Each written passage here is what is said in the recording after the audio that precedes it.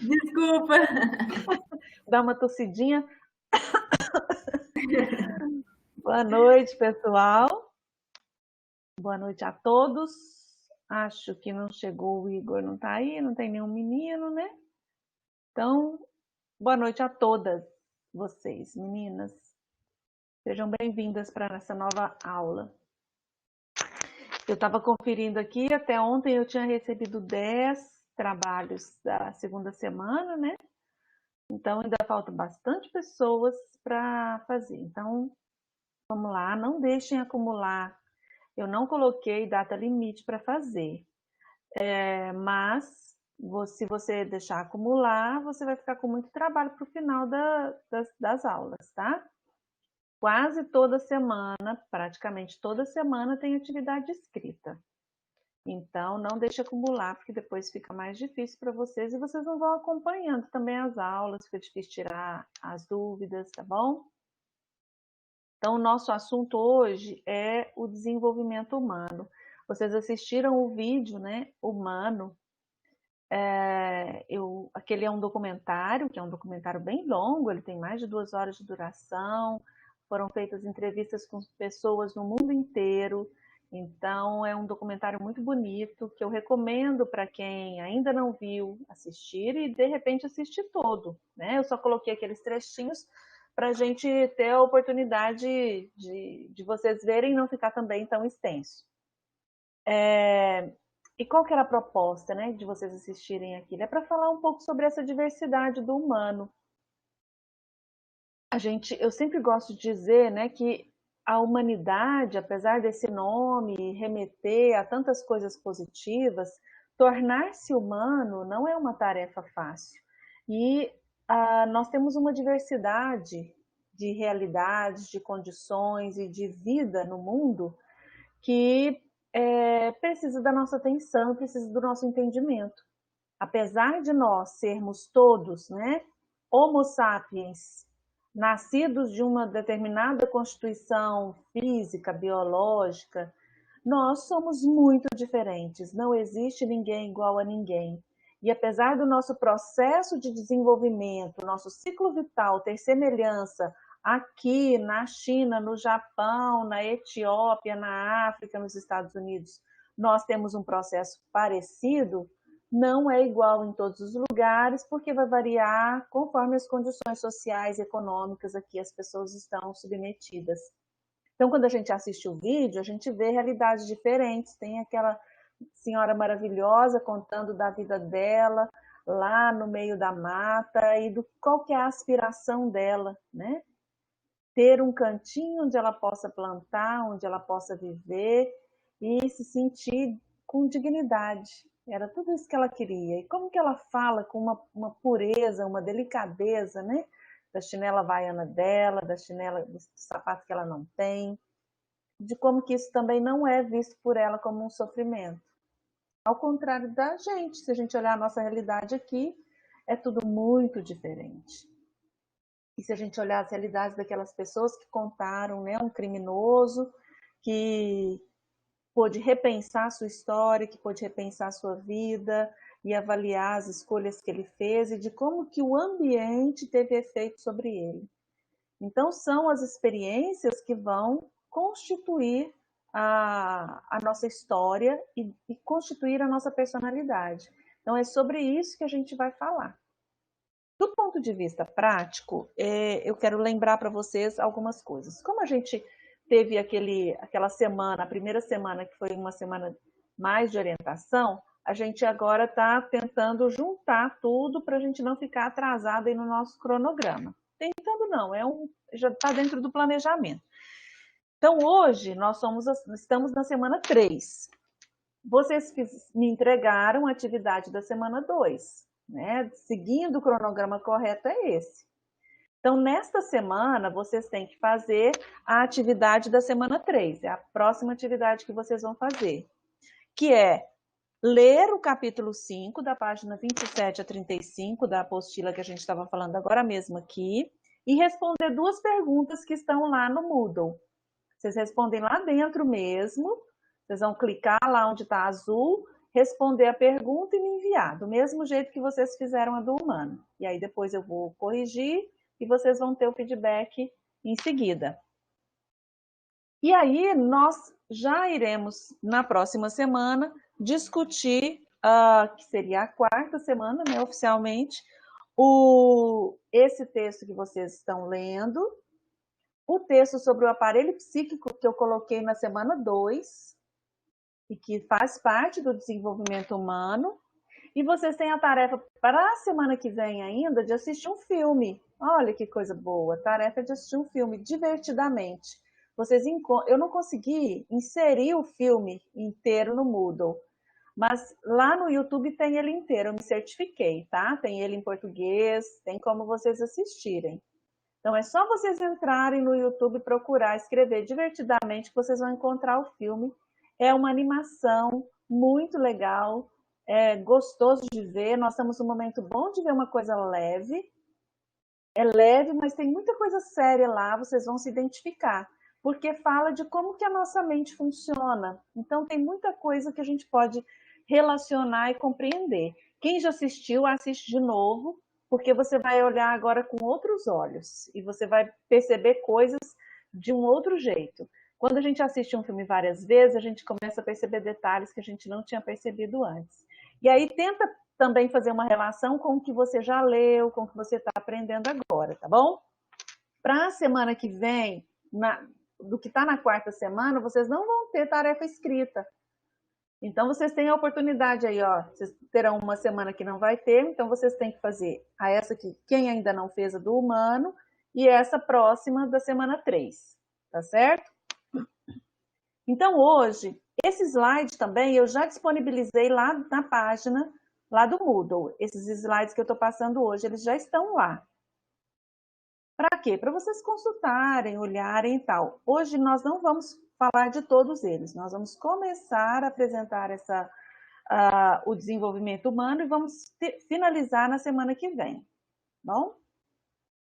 Então, isso aqui está lá na apostila que eu falei para vocês lerem, né? Sobre o desenvolvimento psicológico. O homem deseja ser confirmado em seu ser pelo homem e anseia por ter uma presença no ser do outro, secreta e timidamente. Ele espera por um sim que lhe permita ser, o que só pode vir de uma pessoa humana a outra. Isso é do Martin Buber, que é um dos teóricos da psicologia, que trabalha com logoterapia e gestalterapia também. O que isso quer dizer? Um homem precisa ser confirmado por uma outra pessoa humana. Nós só nos tornamos humanos a partir da relação com o outro. O bebezinho humano, quando ele não nasce pronto. Ele precisa ser preparado, ele precisa ser inserido dentro da cultura para que ele possa ser considerado humano, porque fora disso, ele é um animalzinho selvagem. Quem tem criança pequena, quem já viu criança pequena sabe disso. A criança precisa ser educada, não precisa? Ela precisa ser inserida. Educar é isso. É ensinar para a criança como ser humano, ensinar para ela a falar, ensinar a andar, ensinar a se comportar, ensinar a respeitar as regras, ensinar a obedecer os mais velhos, ensinar a obedecer à lei, e uma série de coisas que, se não houver um outro humano que ensina, a criança nunca vai aprender e assim ela nunca vai se tornar humana. Eu não sei se vocês já ouviram falar, mas tem várias histórias que são contadas aí pela ciência de crianças que se perderam em florestas e foram criadas por animais. Não é lenda, tá? Tarzan é uma lenda, mas é baseado em fatos reais. Hoje isso é mais difícil de acontecer, mas recentemente teve uma história semelhante a essa. Então a criança se perde numa floresta aí e foi criada por macacos, já houve história assim, crianças que foi criada por outros tipos de animais. E quando a criança é resgatada, ela adquiriu o modo de agir do outro animal e não do ser humano.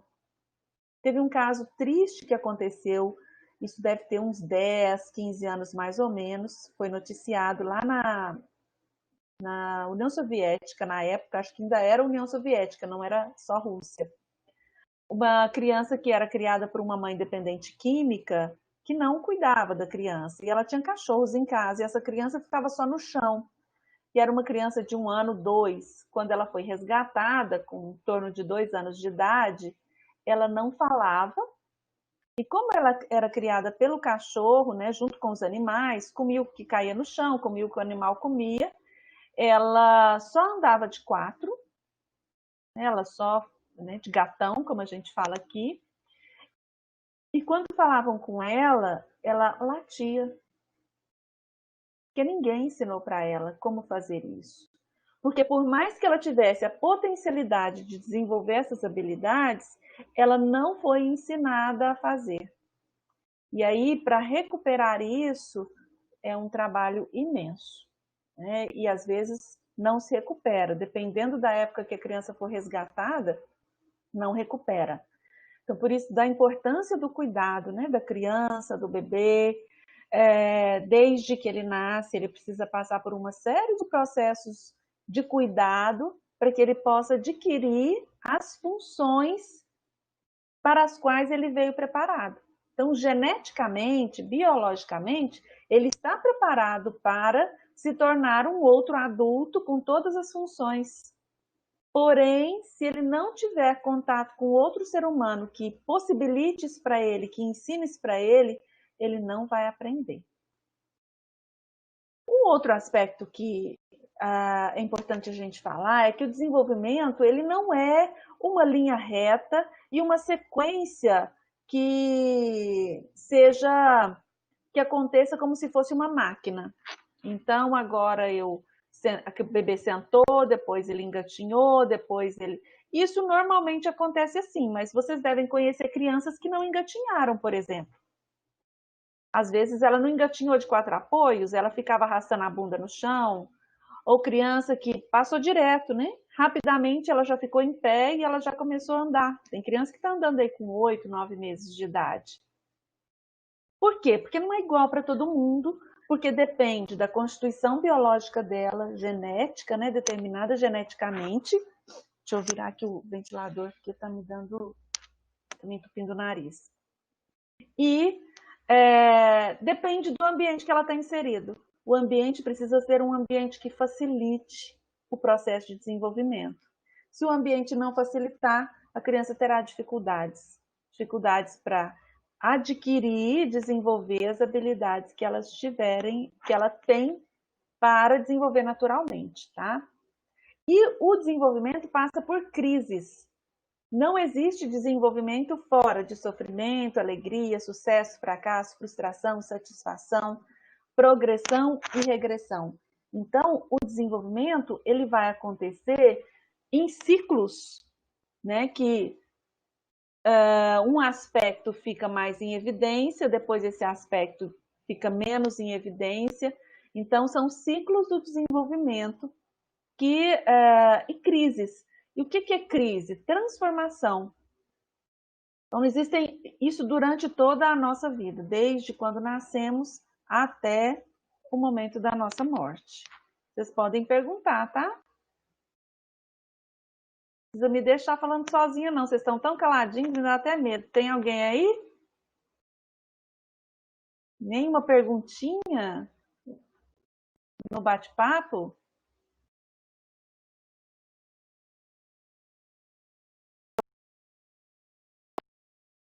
Tá aí? Tô sim. Ah, Tô aqui.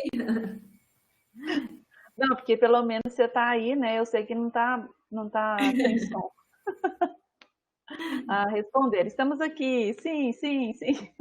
Não preocupa. Tá bom. Marisa, qualquer coisa eu aviso aqui. Não, tudo bem. É porque ficou todo mundo tão quietinho. Aí eu não sei se eles. É muito ruim, né? Não ver, porque eu estava observando que eu também estou fazendo curso, né, gente, de aulas online. E muitas vezes a gente nem fica prestando atenção, né? Então, só estou testando para ver se vocês estão prestando atenção em mim. Eu vi um vídeo engraçado hoje, que a menina estava lá na piscina tomando uns drinks. Aí o professor vira de lá, fulano, Abre a câmera para você se apresentar. Aí ela veio correndo, tem que tirar o negócio da cabeça e sair correndo e fingir que está lá, né? Então, por favor, meninos, não me abandonem. Tô brincando aqui, eu sei que tá todo mundo atento. Olha só. Vamos falar então dessas etapas do desenvolvimento.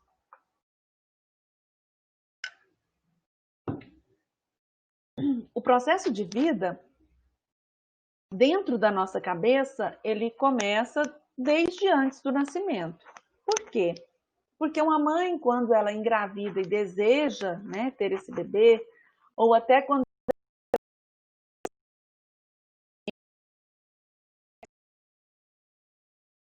na cabeça dela. Às vezes uma criança que é interessante, que ela quer, que ela imagina positivamente, e às vezes até uma criança assustadora para essa mãe. O processo fácil, não é um processo tranquilo, apesar de muitas mulheres dizer que é maravilhoso, claro que também varia de pessoa para pessoa, existem muitos problemas e muitas dificuldades no processo de gestação. Tá? Então, quando uma mulher planeja e deseja ter um filho, essa é a condição ideal para se ter um filho. Nem sempre é assim que acontece. Mas é ideal por quê? Porque se o processo é difícil, se foi planejado, se foi desejado, há um pouco menos de dificuldade durante esse processo. Há mais tolerância para suportar as dificuldades que ocorrem durante a gestação. Tem mulheres que ficam grávidas e não sentem enjoo, não sentem nada, nem parece que está grávida, é tudo ótimo. Depois que o bebê nasce, aí ela entra em crise. Aí tem crises de ansiedade, aí tem depressão pós-parto e uma série de problemas. Ou, às vezes, a gestação foi muito difícil, a mulher enjoou muito, passou muito mal, teve um monte de problemas. Quando o bebê nasce, é uma paz. Então, cada situação é única e precisa ser compreendida, né, por quem está por perto, pela família e pelos profissionais que estão cuidando dessa mulher. Pensando que vocês, por exemplo, poderão atender mulheres que estão no pré-natal para orientá-las, tanto em relação ao próprio cuidado, à própria saúde bucal da gestante, tem também o cuidado da saúde bucal do futuro bebê, né, do feto, na barriga dela. Então, a orientação é muito importante, é preciso falar com muito cuidado, para que a pessoa tenha adesão, inclusive, ao processo, né, que ela realmente leve a criança, que ela realmente faça os processos, porque a desinformação é o que mais existe. Eu não tenho vergonha de contar que eu só aprendi, descobri, por exemplo, que não pode soprar comida, não pode soprar o alimento do bebê, porque você transmite cárie quando você sopra, agora, pouco tempo depois de velha, e porque eu tinha uma colega durante o mestrado que é dentista e ela estava contando sobre isso, porque eu não sabia. Então, a informação ela é muito importante e o papel de vocês na educação, né, das gestantes e das crianças é fundamental. Então, vocês precisam ter muito cuidado em relação a isso. E entendendo ter esse processo, né, de emoções muito instáveis durante a gestação. A Leopoldina está dizendo que ela também não sabia disso. Pois é. Eu já vi, a Ana Laura pode me desmentir se eu estiver falando mentira, mas foi o que me disseram. Você não deve soprar, né? Você transmite não só cárie, mas você transmite um monte de coisas, né? Também. Eu já vi mulher que põe vai dar comida para o bebê, põe a colher dentro da boca, da própria boca, para ver se está quente, e aí coloca na boca da criança. Na verdade, Marisa, o problema de assoprar é em relação às gotículas, né? Igual do coronavírus, existem outros vírus, mais vírus, né? Que podem ser contaminados por gotículas. Então, por isso que é importante não ficar soprando. Mas cárie transmite? Não. Ah, por soprar, não. Por soprar, não. Mas transmite outras coisas, né? E sim. Cárie não transmite assim. Ah, então, tá bom. Então, não falei tanta besteira, né? Eu achei meio assustador. Eu não sei nem se cara é contagiosa, eu nunca tinha pensado nisso. Ela é considerada infecto-contagiosa, porém não é transmitida nesse sentido, né? Ah, Em gotícula, não. hum. Então, essa orientação ela é importante justamente para isso, né? Para a gente receber a informação e para que as mulheres possam cuidar de seus filhos de uma forma mais correta. Eu penso que até no sentido da higienização, uso de bico e certos procedimentos que os pais têm tendência de fazer com as crianças, né? Uma criança que é da minha família, que ela, desde bebezinha, ela para dormir, enfia o dedo na boca. Quando ela era bebezinha, todo mundo achava bonitinho.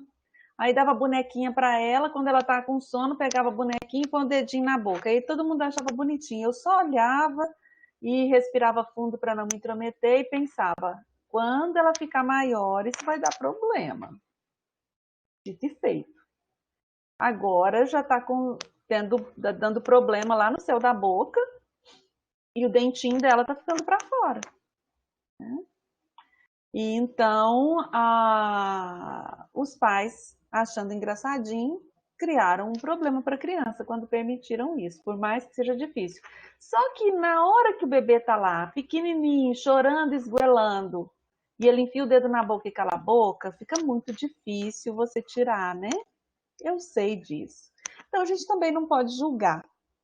E tem que entender que cada situação é vivida pelas pessoas de uma forma, são escolhas e para tudo tem consequência, né? Escolhas e depois consequências. Também não adianta jogar a culpa, não adianta punir, não adianta dizer, tá vendo? Olha só o que você fez. Se a gente faz isso, a gente faz a pessoa se sentir mais mal ainda do que ela está se sentindo atualmente, tá? Então, no período de pré-natal, essa criança, ela está sendo esperada, planejada, pensada, e durante a gestação, ela também, né, está desenvolvendo vários processos, tanto físicos quanto mentais. Antigamente, a gente não sabia se a criança, durante a gestação, recebia algum tipo de influência. A gente, na verdade, ainda não tem muita certeza disso, mas a gente sabe que a partir de uma determinada idade gestacional, a criança escuta, né? Então, ela, por exemplo, quando a mãe escuta determinados tipos de som, músicas, durante a gestação, ou mesmo a voz do parceiro, a voz do pai, a voz de pessoas próximas, quando essa criança nasce, ela consegue, ela se acalma, ou ela não se assusta. Por exemplo, se foi uma criança que escutou muito barulho alto, tipo cachorro latindo, quando ela nasce, o cachorro late, ela não se assusta, porque é um som que é familiar para ela. Assim como seria o som familiar da voz do pai, ou de um determinado tipo de música. São vibrações, né, que a criança capta. Aí tem gente que fala assim, mas aí eu não posso fazer isso porque a criança vai sentir, eu passei muita raiva na minha gestação, e aí por isso a minha criança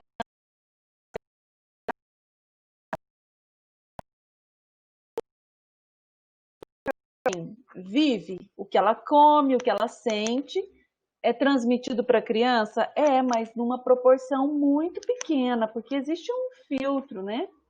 Tanto um filtro da placenta e etc., que não vai passar tudo que a mãe come, como também um filtro nas emoções. A criança vai sentir a descarga de adrenalina, de ocitocina, de outras coisas que o estresse, por exemplo, de outras substâncias que o estresse descarrega no corpo da mãe.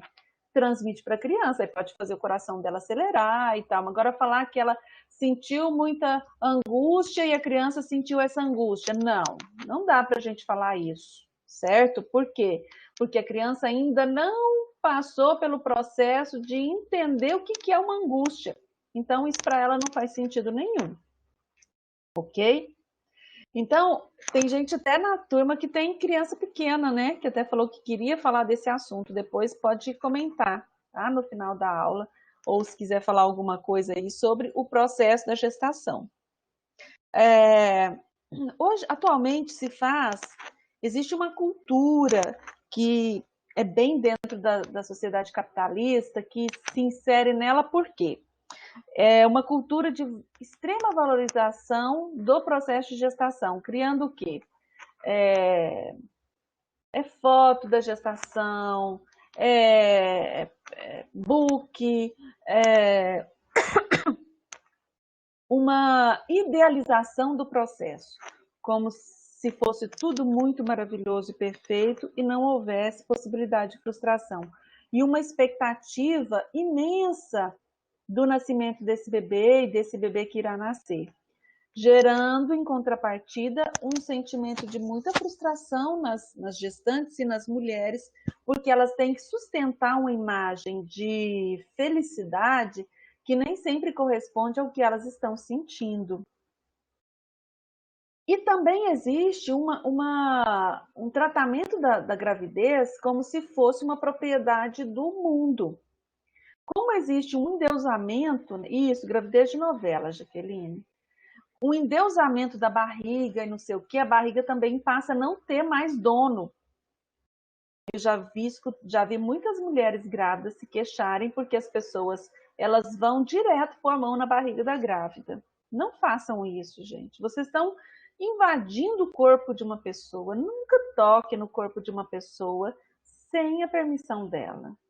Tem gente que faz isso com pessoas estranhas na rua. Ai, acho tão bonito. Vai lá e tufe a mão na barriga da mulher.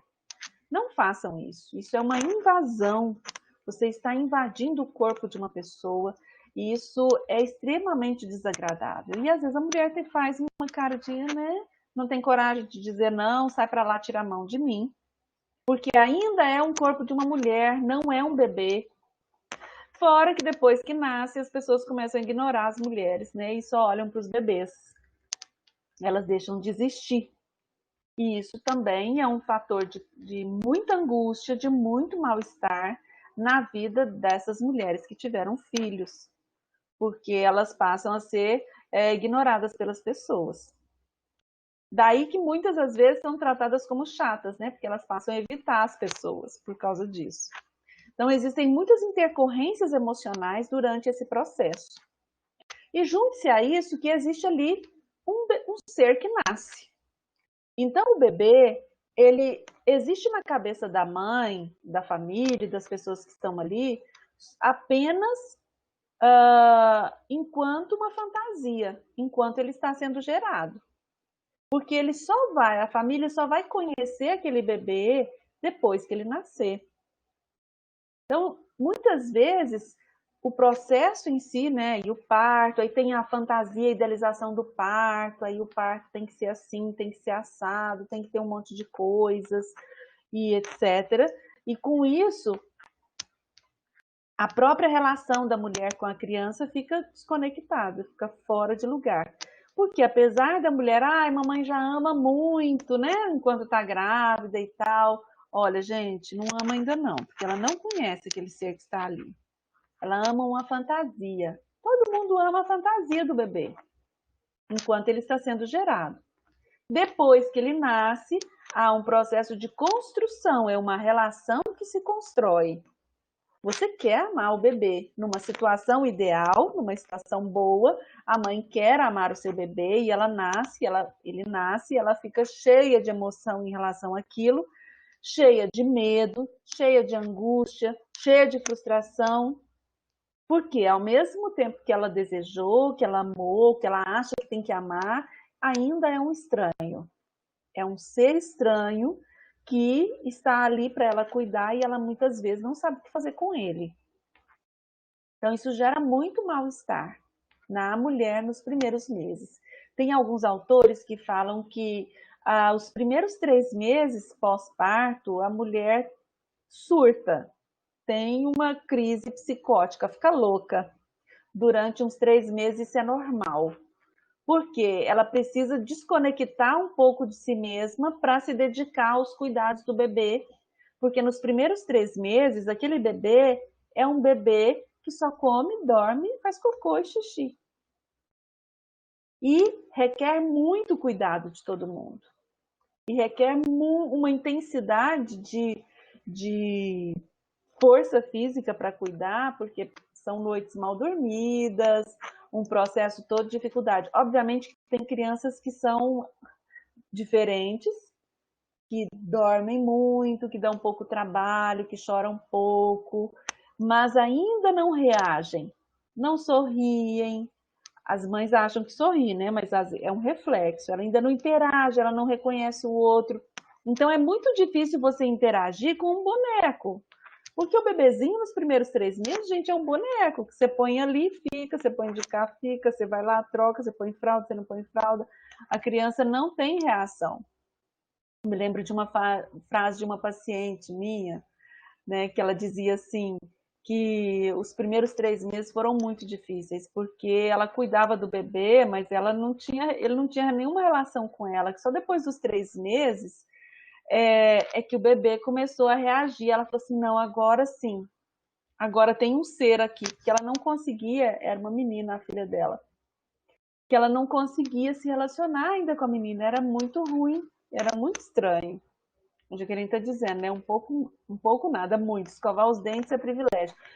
Depois você não vai poder ir ao banheiro, porque vai te acompanhar, né? E todas essas coisas que vêm junto com uma criança, né? Porque no começo você não dá tempo de escovar os dentes, tomar banho, de ir ao banheiro, porque a criança chora. Depois é porque ela te acompanha. Mas existem, claro, né? Que elementos positivos de afeto, o retorno desse afeto é muito maravilhoso, né? Então, esse bebê nasce, ele precisa de muito cuidado, de muita atenção, porque esses 3 meses aí que ele não está reagindo ao ambiente, ele não está reagindo para nós, mas ele está aprendendo muitas coisas e ele está experimentando muitas coisas.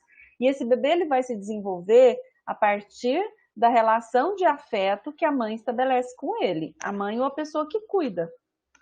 Por isso que é importante ter um momento para amamentação, parar, conversar com a criança, pegar no corpo dela, pegar na mão, pegar no braço, se referir a ela, dizer o nome dela, para que ela vá registrando isso no cérebro dela e ela começa então a perceber o mundo e identificar o mundo.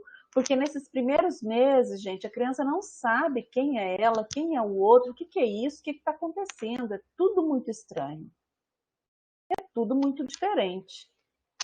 Ela vivia dentro de um buraco escuro, onde ela recebia o alimento pelo umbigo. Então, de repente, ela tem que se alimentar, ela tem que mamar, e aí a sobrevivência faz com que ela busque o peito, faz com que ela busque a mamadeira, faz com que ela mame, para ela garantir a sobrevivência dela. Então, isso é instintivo.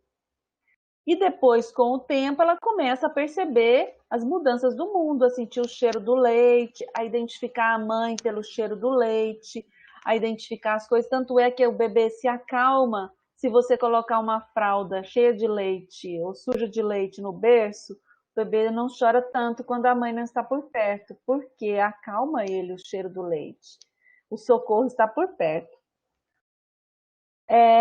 Todas essas estratégias vão fazendo com que a criança comece a identificar. Por isso que a partir dos 3 meses ela já começa a reagir ao ambiente. Então ela já começa a querer colo, ela começa a solicitar e a demandar mais para o meio externo e a reagir. Isso também, para quem cuida, é ótimo, porque aí a criança sorri, a criança reage, que bonitinho, que gracinha. Então, ali já está se formando um humano. O humano está se formando aí a partir dessa relação. Lembra que lá na primeira frase, é a partir de um outro humano que é possível constituir aquele ser. Então, o primeiro ano de vida é considerado um dos mais importantes na vida de qualquer ser. Por quê? Nesse primeiro ano de vida, olha quanta coisa que muda. É um bebezinho que nasceu sem nenhuma condição de sobrevivência sem uma outra pessoa.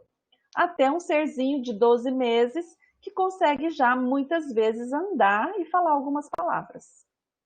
Ele já anda sozinho. Então, olha, de um processo de um ser que não se movimentava se ninguém mexesse com ele, para um ser que anda, nós tivemos em 12 meses muitas transformações.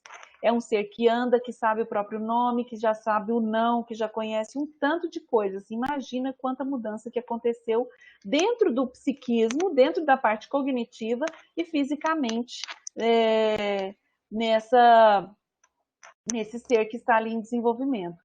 Então, o primeiro ano de vida ele é muito importante para o desenvolvimento físico e para o desenvolvimento emocional. O desenvolvimento físico, porque muitas mudanças estão acontecendo, muitas habilidades vão ser adquiridas, e o desenvolvimento emocional, porque a criança vai desenvolver o apego à outra pessoa, ao outro humano, principalmente ao humano que cuida dele. Então, o apego é isso, é a relação emocional que a criança desenvolve com o outro humano que cuida dele, que pode ser a mãe, pode ser um cuidador, pode ser um avô, pode ser o pai ou alguém. Mas, em geral, centraliza numa figura e depois espalha para as outras da convivência também. Mas é muito importante que a criança tenha essa referência, porque isso ajuda ela a ter um padrão para onde ela vai buscar apoio, onde ela vai buscar suporte para as experiências dela, que vai dar sentido para as experiências dela, tá? Passado esse primeiro ano, a gente vai falar então de uma primeira infância. A primeira infância, ela vai em geral de 1 ou de 0, a gente pode falar aí, até mais ou menos uns 5, 6 anos. Essa distribuição de idade, gente, é uma distribuição muito flexível, ela não é fixa. Por quê? Porque o desenvolvimento não é igual para todas as pessoas. A gente vai encontrar criança de 1 ano que está andando e criança de 1 ano que não está andando. Então, existe um prazo aí, uma janela que a gente fala, uma janela cognitiva e física do desenvolvimento, que é o período propício. Então, existe um período propício para a criança aprender a andar, que seria aí dos 9 meses até 2 anos de idade. Está com 2 anos de idade, ainda não está andando, está errado. Isso, desde o início, lá, desde as primeiras semanas, existem várias aquisições. Por exemplo, o pescocinho é mole, não é? Nas primeiras semanas. Ele precisa endurecer o pescoço, é a primeira coisa. Dar conta de controlar o próprio pescoço. Isso é uma das primeiras aquisições físicas do bebê. Então, em geral, um bebê de um mês, 2 meses, ele já tem que estar com o pescoço durinho. Se não tiver, tem alguma coisa errada.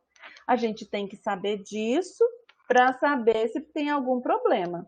No caso de vocês, isso é só para conhecimento, né, pessoal, porque vocês não vão avaliar esse tipo de coisa. Mas se às vezes chega uma criança lá para vocês atenderem, está com 6 meses de idade e ela não mexe, está com o pescoço mole e a mãe não fala nada, você pode suspeitar que tem ali algum problema neurológico. Pode ser que a mãe não esteja contando ou talvez ela não saiba. Isso também pode acontecer. Eles vão achando que é normal. Tem criança que às vezes só vai falar depois dos 2, 3 anos de idade. Tem criança que com 1 ano fala muitas palavras, às vezes já fala uma frase inteira. Então existe esse prazo, mas está com 5 anos não fala, tem alguma coisa muito errada. Pode ser um problema neurológico, pode ser um problema cognitivo, pode ser um problema da relação da mãe com a criança. Eu tenho uma amiga que o bebezinho dela, quando eu a visitei, ela estava grávida de um outro que ia nascer em breve e o que ela tinha lá estava com 2 anos e não falava nada. Tudo ele apontava. Ele queria um negócio, queria água, apontava e não falava nada. Eu achei que, falei, gente, mas o que é isso, esse menino que não fala? Mas eu percebi que a mãe atendia todos os ãs dele, né? E ele não precisava falar. Para mim ficou óbvio, não tinha a menor necessidade dele falar. Porque ele era atendido sem precisar falar. Aí, e assim, ele estava bem atrasadinho no desenvolvimento, mas não era uma criança que tinha problemas. Mas tinha uma mãe super protetora. E aí ela me disse que ele ainda não tinha ido para a escola. Aí eu falei assim, como que você vai fazer quando nascer o outro, né? Ele falou assim, eu vou ter que colocar o Arthur, que é o mais velho, na escola.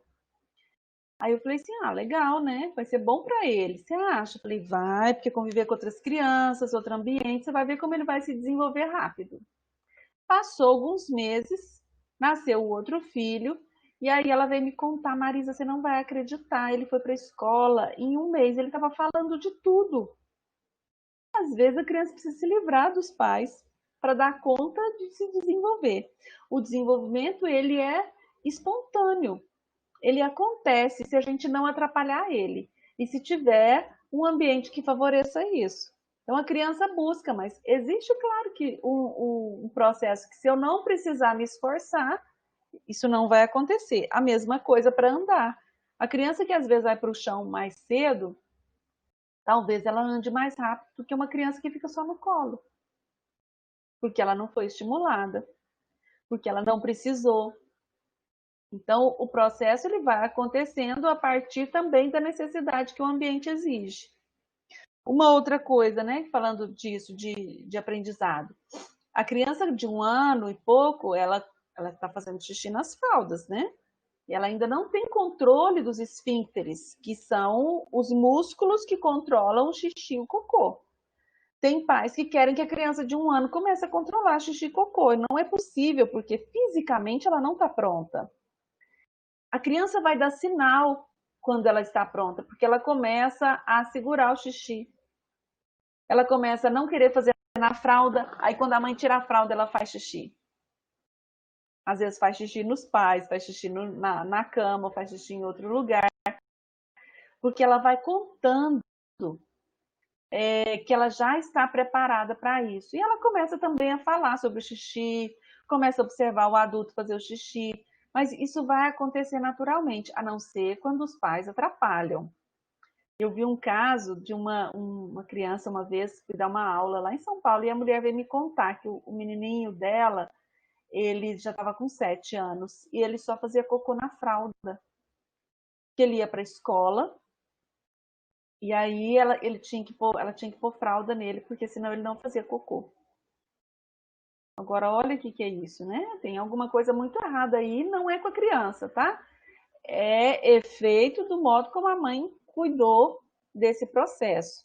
A Loi está dizendo, né? Minha filha, depois que foi para a escolinha, desenvolveu muito, foi perdendo a vergonha. É isso mesmo, Loi, porque os pais ficam muito ansiosos e querem proteger demais, se preocupam demais.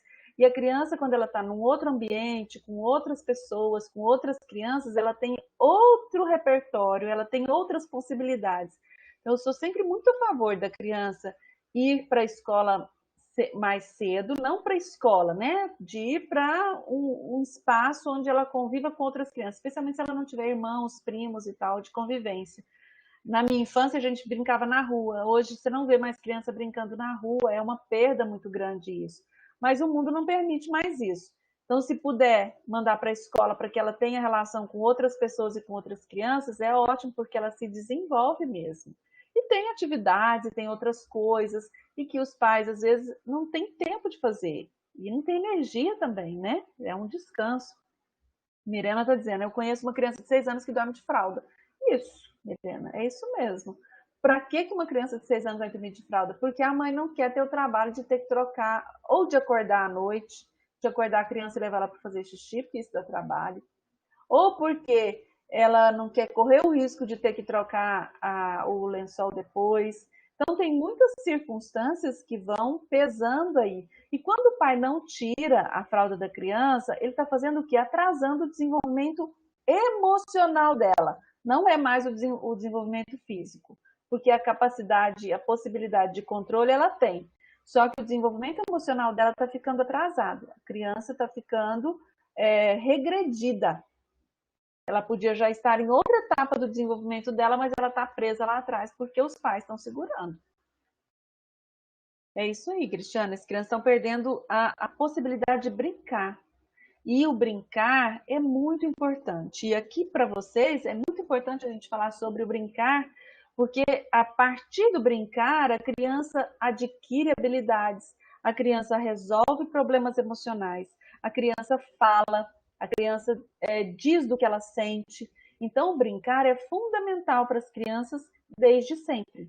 Então, é brincando que a criança se comunica, é brincando que ela vai se relacionar com o mundo, é brincando que ela vai falar dos medos dela, das angústias dela. Então, é muito importante que a criança tenha espaço de brincar. As crianças hoje estão tendo muitas tarefas, né? É muita coisa para fazer, é agenda, né? É agenda de atividade assim, atividade assado, e não é brinquedo. Brinquedo livre, que a criança escolhe a brincadeira, que ela vai lá e faz alguma coisa, que ela inventa, ou que ela cria possibilidades. Isso é muito necessário para quê? Desenvolve a curiosidade, desenvolve a imaginação e ajuda a resolver problemas. Então, eu estava falando da primeira infância. Então, a primeira infância é essa etapa aí que a criança está aprendendo a andar, a falar, controlar xixi e cocô, aprendendo normas, aprendendo regras. Então, olha o quanto de coisas que ela vai aprender aí nesse momento. Ela está saindo de uma relação muito dependente dos pais para uma relação de independência. E essa relação aí, isso vai possibilitar a ela ter mais autonomia, ser mais dona de si, né? O controle do xixi e o cocô é uma grande vitória para a criança. Porque ali naquele momento ela passa a ser dona do próprio corpo. Olha que vantagem. Então essas crianças elas vão descobrindo os limites, descobrindo o que não pode, descobrindo as regras e internalizando as regras. Então por isso que é muito importante ensinar as regras para a criança. Tem criança que é mais tolerante, aceita mais regras, tem crianças que é menos tolerante e aceita menos as regras. Tem coisas que são da própria personalidade dela que está se formando. Tem outras coisas que ela aprende. Então, se você observar, provavelmente, não é regra, mas uma criança que é criada muito sozinha, filha única, com muitas... recebe muito brinquedo, que ganha muita coisa, provavelmente será uma criança que terá dificuldade de compartilhar. Por quê? Porque ela não aprendeu isso. Ela sempre teve tudo só para ela, atenção para ela, é tudo dela. A criança que tem mais irmãos, que tem irmãos da mesma idade, que tem que compartilhar brinquedo, que tem que dividir espaço, que tem que dividir atenção, que tem que dividir até a comida, é uma criança que aprende a compartilhar mais rápido. Provavelmente. Pode ser que isso não aconteça. Algumas vão aceitar isso com mais tranquilidade, outras não. Outras vão se tornar rebeldes e vão reclamar a vida inteira que nunca teve nada só dela. E outras vão aceitar isso numa boa e vão compartilhar as coisas e achando isso tudo muito normal. Então, tudo depende do modo como a gente trata isso. Então, se uma criança que, por exemplo, você dá uma bala, um doce ou qualquer coisa que ela goste, fala assim, reparte, dá um pedacinho para outra pessoa, ela aprende a compartilhar. Se você mesmo, quando você der, não me dá um pedacinho do que você ganhou, você ensina para ela compartilhar. Agora, se eu dei e ela não precisa compartilhar, ela não vai aprendendo isso. Por quê? O ser humano não tem isso introjetado. Nós vamos discutir isso mais lá na frente. É importante a gente saber e entender que nós não nascemos com isso dentro da gente, né? Respeito do outro, solidariedade, isso não vem dentro da gente. A gente aprende, a gente desenvolve. Assim como também as coisas ruins. Ninguém nasce preconceituoso, ninguém nasce machista, ninguém nasce racista. Isso é uma construção social. Nós temos potencialidades dentro da gente, mas nós nascemos num ambiente, que é um ambiente familiar, provavelmente, que vai me dar uma série de instruções e orientações sobre como eu devo me comportar, qual que é o comportamento correto, como que eu devo agir em relação às outras pessoas. E isso eu aprendo não só pelo que os outros falam, mas pelo que os outros fazem. A criança ela vai adquirindo o seu repertório de comportamento imitando os adultos. E até hoje em dia, não só os adultos, mas os desenhos, esses personagens que agora as crianças assistem muito, né? Joãozinho, Masha, que mais? A Peppa Pig e outros personagens que existem aí que ensinam para as crianças também, que também são modelo. Muita coisa a criança aprende de assistir os desenhos e também da convivência familiar, do que ela vê. Então, o modo como ela fala, o modo como ela se comporta, o modo que ela senta, observa que ela repete, ela copia o adulto. Tá? E, em geral, isso vai perdurar pelo resto da vida dela. São os elementos de modelo. É o que serve de modelo para a história dela futura. Então, a criança vai adquirindo esse tanto de aptidões, de habilidades, e aí na segunda infância, que vai aí até mais ou menos uns 10 anos de idade, né? Dos 6 aos 13 anos, mais ou menos, ela vai, a partir das brincadeiras, socializar, principalmente com as outras pessoas, aprender a se relacionar com pessoas fora da sua casa, e aí ela já está na escola, ela está aprendendo, né, novas habilidades, aprendendo a ler, aprendendo a escrever. E a curiosidade é um elemento mais importante. Então, às vezes, a criança vai chegar no consultório e ela quer saber. Por isso que é importante mostrar para ela, por exemplo, os materiais, os objetos. Existem formas de receber a criança no consultório que você tem que falar, olha, isso aqui é eu não sei o nome aí dos equipamentos, dos materiais que vocês usam, né? Mas eu sei que vocês têm disciplinas que vocês estão aprendendo e vocês vão ensinar para as crianças esses nomes, para que elas se sintam tanto respeitadas, como também mais seguras. E elas vão ficar curiosas de saber para que serve isso, para que serve aquilo. E se a gente vai conversando isso com a criança, ela vai se interessar mais e ela vai ser mais receptiva, tá? Então, deixa eu ver, falei da primeira infância, do crescimento físico, tal, na segunda infância das limitações, e chega a puberdade. A puberdade é o quê? Eu vou tentar fazer a puberdade aqui antes da gente terminar, tá? A puberdade é o momento em que os hormônios entram em ação. Então, a criança estava ali, ela vive muito em função dos pais. A infância tem por característica a criança que acompanha os pais. Ela está sempre com os pais, onde os pais vão, ela tem uma dependência, tem uma relação com os pais. Vem a puberdade e entra em ação. Puberdade é o quê, né? No caso das meninas, é a menarca, a primeira menstruação. No caso dos meninos, é o surgimento dos pelos pubianos, surgimento dos pelos no rosto, a mudança de voz, e vai ocorrer também a primeira ejaculação, que vai acontecer provavelmente dormindo. O menino está dormindo, sonhou e ele acorda molhado, achando que fez xixi na cama, mas não é. E aí, para quem tem filhos adolescentes, vai saber que aí entrou na puberdade. Esse é o marco, né, no caso dos meninos. No caso das meninas, a menstruação. Existem pré-adolescentes, que a gente fala hoje, mas a puberdade é a pré-adolescência. As meninas estão sendo, e os meninos também, muito estimulados hoje, até antes a querer entrar numa adolescência muito, muito precoce. Eu tenho uma sobrinha que está com 8 anos, e há esses tempos atrás aí, ela estava com um sutiã. Não tem peito, não tem nada, né? E de sutiã, eu falei, que é isso, menina? Aquelas tias fora de lugar, né? Aí ela estava toda feliz que ela estava se achando com o sutiã que ela quis, pediu para a mãe comprar um sutiã para ela. Mal sabe ela que depois ela nunca mais vai querer usar isso, né? Mas, enfim, ali para ela era uma vantagem, com uma ideia de estar se tornando adulta, mas antecipando desnecessariamente, porque ela está num outro momento, fazendo maquiagem e outros comportamentos que são da adolescência sendo antecipados aí para a infância, que eu particularmente acho um desperdício e uma judiação, porque não é ainda tempo disso, é tempo para outras coisas, né? Menos compromisso. Mas a sociedade estimula muito isso, tá?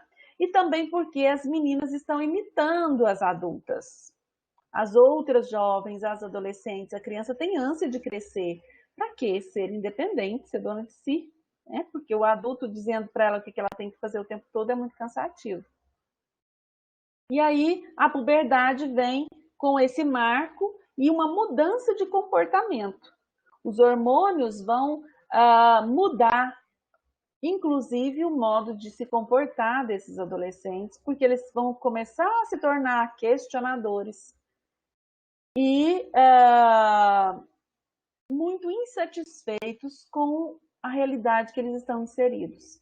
Então, a puberdade traz também um desejo de se tornar adulto, um sentimento de estar se tornando adulto, um luto pela infância, porque ele tem que abandonar uma série de coisas, e é aquele momento que os adultos começam a cobrar, exigir dele um comportamento de adulto, mas tratando ele como criança.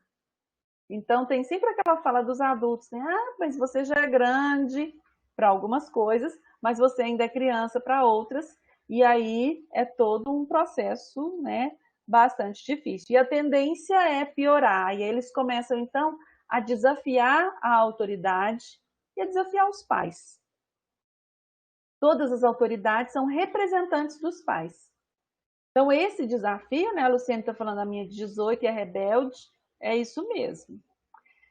Em geral, esperava-se que até os 19, 20 anos, né, estivesse passando essa adolescência, mas como a gente já não mais consegue trabalhar a partir de idade, por quê? Por causa dessas variações e porque hoje a gente tem aí uma adolescência muito comprida, uma adolescência esticada, porque supostamente enquanto o jovem é dependente dos pais, ele ainda está na adolescência. Então a gente vê muito jovem de 30 anos ainda meio adolescente.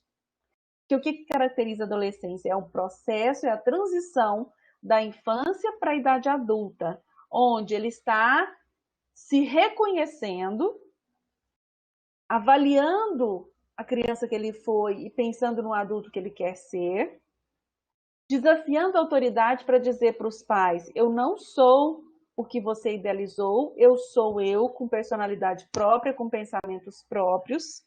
Ele precisa fazer isso para se diferenciar. E isso gera muito conflito, porque muitas vezes os adultos não toleram que os filhos pensem diferente, ajam diferente, tenham escolhas diferentes das deles. Isso gera muita confusão, muito transtorno e um grande desafio para os adultos. Então, qual que é o desafio da adolescência? É que os adultos sejam maduros para lidar com ela. Porque o adolescente está no papel dele de desafio. E o adulto, muitas vezes, ele retoma a própria adolescência quando ele tem um filho adolescente. Porque ele começa a lamentar tudo aquilo que ele não viveu, tudo aquilo que ele sofreu, tudo aquilo que ele queria para esse filho, e esse filho ingrato não está realizando. E talvez um dos grandes problemas da adolescência é que os adultos, eles se esquecem da própria adolescência, se esquecem como que eles viveram isso de fato. Eles acabam tentando viver a sua própria história na vida do filho. E aí isso vai dar muita confusão.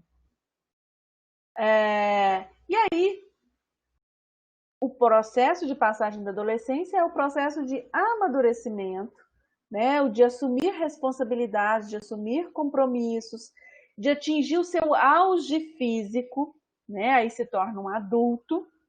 E aí, com esse auge físico, com o abrandamento das tensões hormonais vividas na adolescência, porque existem tensões hormonais importantes, que essa oscilação hormonal que o adolescente vive é uma oscilação muito intensa que acontece num dia. E ele precisa lidar com isso. Então é muito angustiante. Por isso que o adolescente dorme muito, come muito, ele ainda não sabe como é que o corpo dele funciona, ele ainda não se adaptou a esse corpo de adulto. Então a gente também tem que ter um pouco de tolerância com isso, com esse processo. Mas é um processo que tem que passar. E vai passar a partir do momento que também, assim como para a criança a gente precisava aceitar que ela assumisse novos papéis, que ela aprendesse a se relacionar de outras formas, também o adolescente, ele também tem que assumir responsabilidades, compromissos, etc., para se tornar um adulto. E aí assumir as responsabilidades de adulto. E aí nós estamos aqui com o nosso tempo finito, né? São 8h15. Nós vamos falar na semana que vem sobre o adulto e a senescência, que é a terceira idade, e vamos falar das etapas do desenvolvimento psíquico, que é o outro texto, tá? Que vai dar prosseguimento aqui dos nossos slides. Dúvidas agora, né? Apesar do nosso tempo estar estourando, vocês podiam fazer as perguntas para a gente pensar. Obrigada, Miriam. Vocês ficaram tão calados.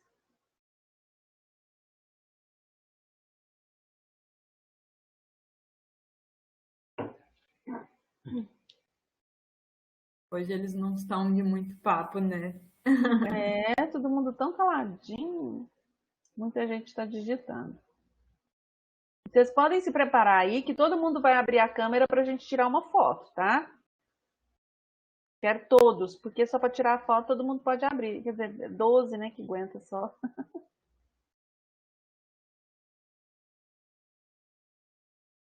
Vamos ver aqui mais.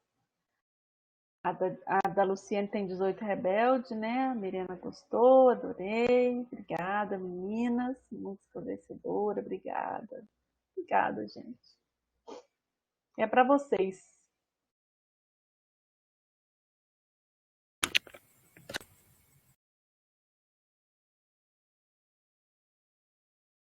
A André vai ter que sair. Já está fugindo para não tirar foto, né, André? Eu sei.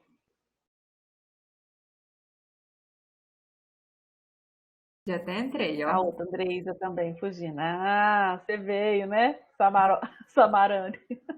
Samarana. Obrigada, gente. Mas, por favor, vem tirar. Quem vai vir tirar foto? Isso, na hora da atividade aparecem as dúvidas, isso mesmo. Então, vocês estão lembrando, né? Vocês vão fazer aí para a semana, para a próxima semana, assistir ao vídeo, responder aquelas perguntas lá e mandar para mim. Aí semana que vem a gente vai continuar. Que tá feia, nada. Oi, Miriam! Oi, Miriam. Eu acho tão bom no dia da aula, porque aí eu faço maquiagem, passo batom. A gente não tá nem passando batom porque só anda de máscara.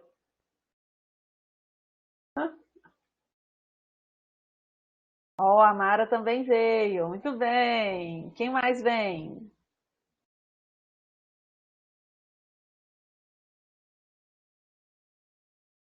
Já vou aproveitando aí, vocês vão rindo, eu já vou tirando foto aí.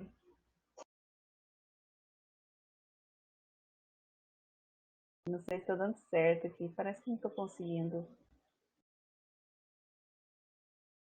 Você consegue tirar aí? Que não tá dando certo. Eu vou tentar aqui.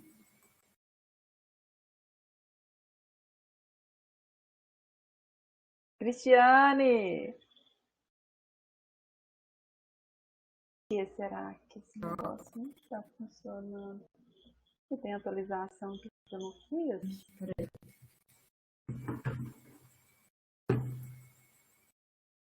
Ó, teve mais gente, ó. O tela não tá dando certo aqui pra mim. Vou tentar aqui. Olha, mais gente! Luciene, Loi, Abadia. Tá na sua mão.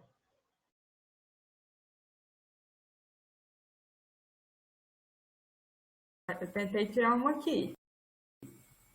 Quem mais dá conta? Peraí que eu vou pegar o celular aqui, vou tirar uma com o celular. Peraí, não saindo daí.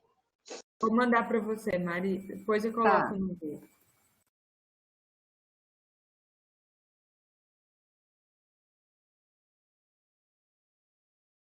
Com o celular fica ruim. Aí ficou escuro. Não, então depois você manda então. Eu mando.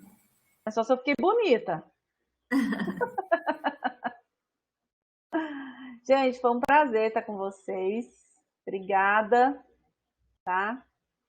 Pela companhia. Semana que vem tem mais. Até mais.